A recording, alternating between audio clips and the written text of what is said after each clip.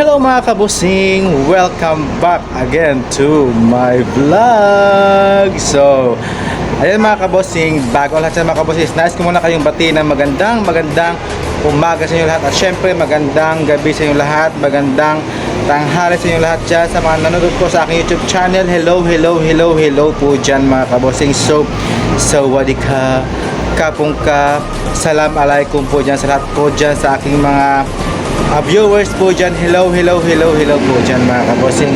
So, ang pag-uusapan po natin ngayon mga kabosing is yung Miss Grand International 2023 na tawagin nating Vietnam Beauty Fashion Fest mga kabosing.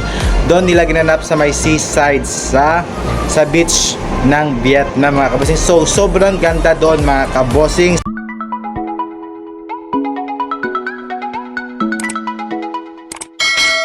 Welcome back again to my vlog. So ayan mga kabosing, ang pag-uusapan natin ngayon is yung Vietnam Beauty Fashion Fest mga kabosing, na kung saan doon nila ginanap yung kanilang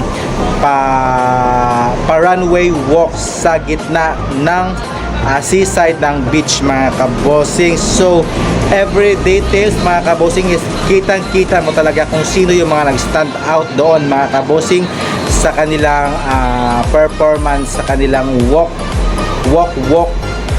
runway fashion mga kabosing. So may kanya-kanya silang paandar mga kabosing when it comes sa kanilang pasarela, sa kanilang fashion, sa kanilang suot na kanilang kanya-kanyang mga damit mga kabosing. So nandyan mga kabosing si Mr. Nawat, nanood siya na kanilang beauty fashion test. Siguro doon niya yata kikilatasin kung sino yung mas aangat sa kanyang pageant mga kabosing. So I don't know kung pipili siya doon kung sino yung magiging top niya, your may possible na makapasok sa top 20 or top 25 mga kabosing. So let's see sa finals round mga kabosing.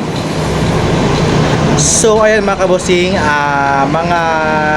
mga candidates na nag-stand out po sa akin, yung sila Angola, tsaka si Peru, si Nigeria, si Netherlands, si Brazil, si USA, si Colombia, Cambodia, si Indonesia, tsaka si Myanmar, si Cuba, si Canada, syempre si Philippines, si Czech Republic, si Thailand, si Laos, si Bolivia, tsaka si Chile, at syempre si Dominican Republic also, tsaka yung si Russia, si Nicaragua, si Uzbekistan, si Vietnam, si Australia, si Paraguay, si Venezuela, at saka si Haiti mga kabosing. Sila po yung mga nag-stand out po sa akin sa kanilang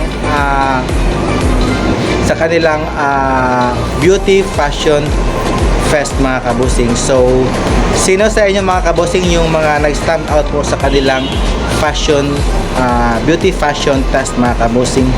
So yung mga baguhan po sa aking mga nakitaan ko ng potential na si Laos, si Bolivia, si Angola, si Nigeria, si Haiti, si Russia, at saka si Australia. Yan mga kabosing yung nakitaan ko kanina ng potential mga kabosing, kasi sa when it comes their pasarela, sa kanilang runway, tsaka sa kanilang pag-emote, sila po yung mga possible na makakapasok sa top 25 mga kabosing. So sobrang init mga kabosing. Kaya yun mga kabosing, sila talaga yung mga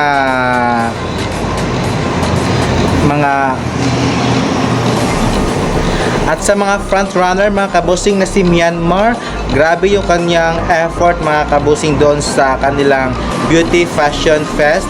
Si Philippines naman, okay naman sa akin yung kanyang performance, kasi top model siya sa Asia Next Top Model. Tsaka si Thailand mga kabosing, nanibago ako sa kanya, super pretty niya mga kabosing. At syempre yung si Colombia, hindi ko siya na-expect, sobrang tangkad niya pala mga kabosing. At syempre maganda yung kanyang buhok, at syempre super ganda, ganyan niya talaga mga kabosing sa kanyang performance. So level up talaga si Colombia. At syempre yung si Venezuela, may pa shade pa siyang nalalaman doon mga kabosing. Hindi ako sure kay Vietnam kasi hindi naman siya masyadong pretty, pero nakapag runway walk siya ng okay.